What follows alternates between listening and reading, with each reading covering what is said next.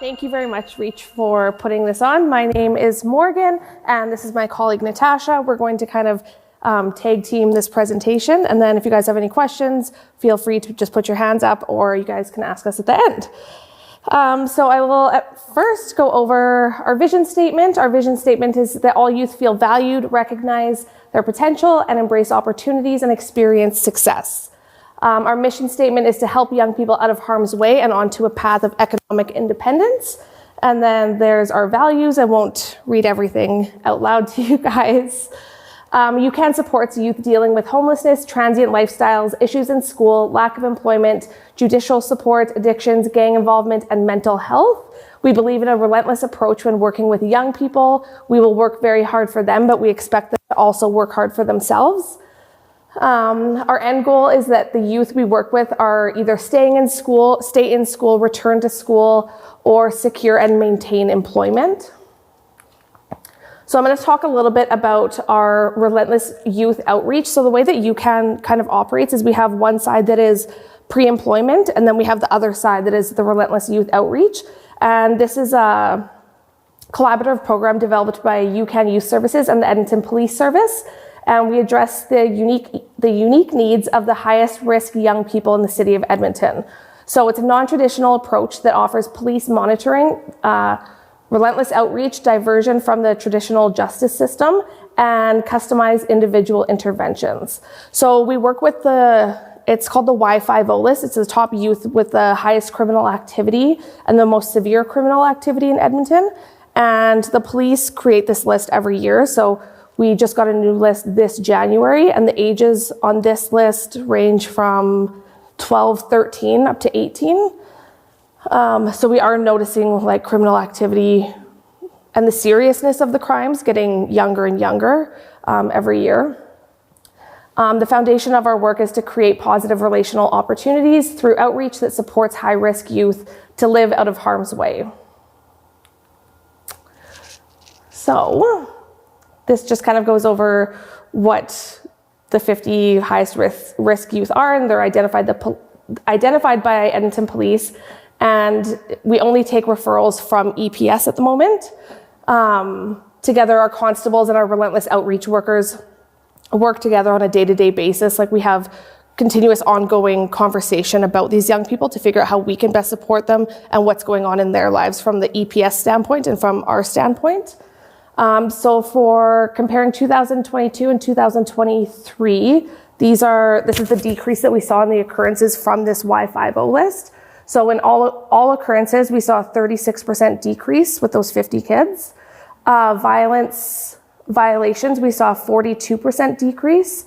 Property violations, we saw a 47% decrease. Breach violations, we saw a 65% decrease. And complaints, we saw a 39% decrease. So this program has been very effective. And now I will pass this on to my colleague, Natasha.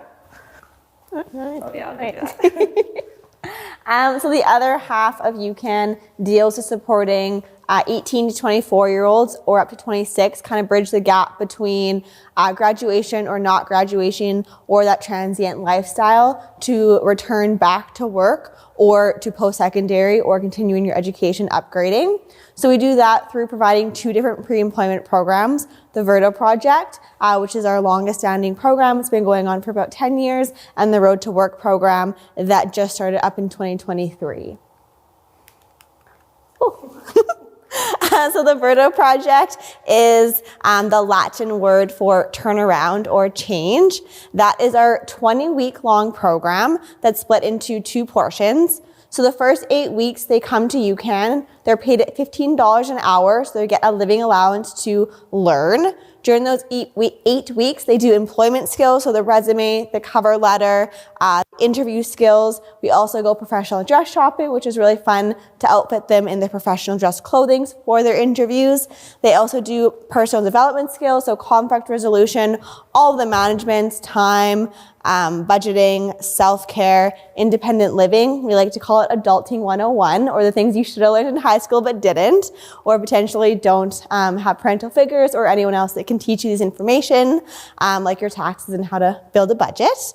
They are also provided first aid certification as their standard training they all learn, and then other specialized training and tickets are available based on their employment goals. So our Verdo project is our general employment program.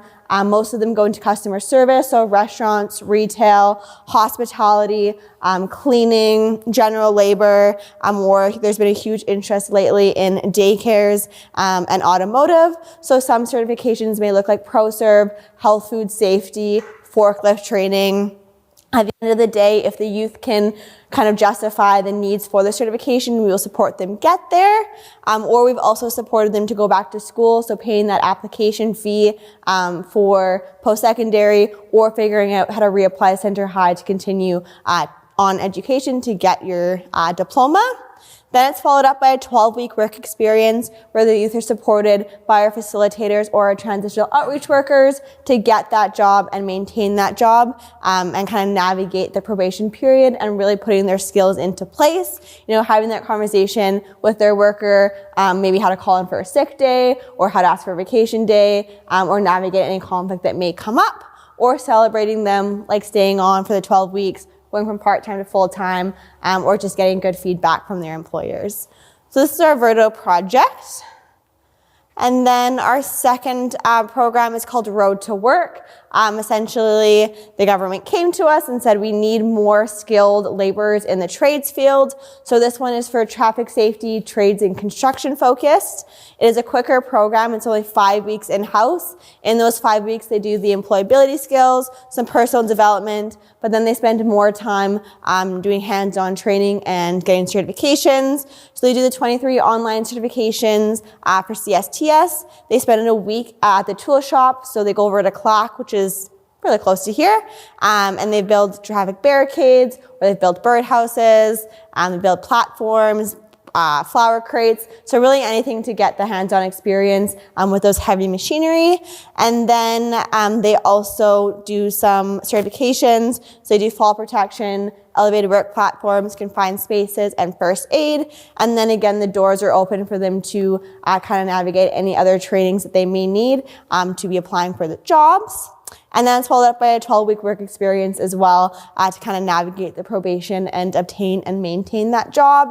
Some of the jobs in this program, again, there's a variety, but we've seen like demolition, construction, traffic flagging, HVAC installation, framing. There's been a lot of variety, but those are some of the few that our youth have obtained.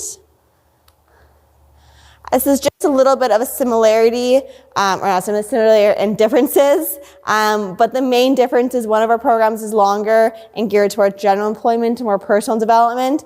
The other one's quicker with a few less barriers and geared towards that traffic safety, trades, and construction. And then again, what we're looking for at the end of the day is individuals that are motivated to work and in a place to create change. So this is a little bit about the application process. So our application process is online. The flyers that I put on the front table, that QR code is what they scan to attain the application. And then it comes to my email, which I bring them in for a meet and greet. And then if we feel like they're a good fit, they'll come to the group interviews, the second interview, and then they'll be accepted. If at any time we feel like they're not a good fit for our program or need some additional steps or supports before they can be successful, we will refer them out to another agency. And that's all we got. That's it. I know we were very quick, sorry. So any questions that you guys have, we'd be happy to answer.